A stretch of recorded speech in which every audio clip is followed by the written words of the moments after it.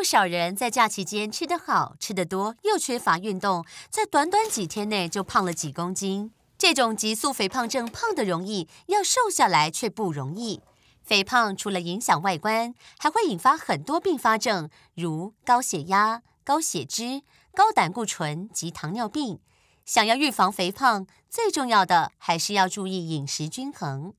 中医减肥是以改变体质为主，针对不同体质以调理身体的方式来进行。中医减肥虽然比较慢，但是不需刻意节食，也不用担心复胖，而且中药成分比较温和、安全，不会过敏或引起其他的副作用。中医认为肥胖原因主要分为5大类型：脾虚痰盛型、胃热湿阻型、肝气郁结型、气滞血瘀型、脾肾阳虚型等等，这些都是中医所认为它的造成的原因跟体质。脾虚痰盛型肥胖治疗适合健脾化湿、化脂消痰、黄芪汤和苓桂猪肝汤加减。胃热湿阻型肥胖适合清热利湿、通腑，以黄方通肾散加减。肝气郁结型适合疏肝理气，以大柴胡汤加减。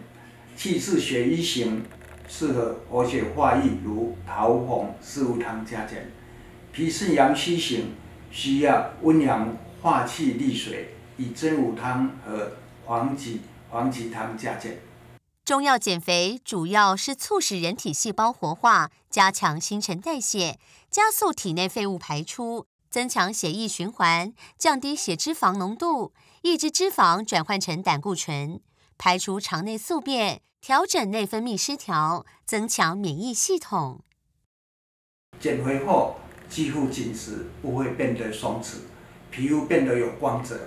维持血压平衡，稳定血糖，改善脂肪肝体质，减轻妇女生理疼痛的症状。中医减肥除了吃药以外，一般想加强疗效，可以配合针灸或埋线治疗。如果想要快一点看到效果，更可以搭配雷泡子、雷射照射或远红外线照射。雷泡子其实是一种半导体组合的雷射光，是630单位的远红外线光谱，是一种不侵入性的照射仪器。雷泡子照射是安全的，疗程中患者不会感到疼痛、不适，照射时是舒服的。进行雷泡子雷射照射需要3至4小时的空腹。比较需要注意的是，怀孕女性、剖腹生产女性、严重心肺肝肾疾病者、月经期间等，皆不适合做雷泡子雷射。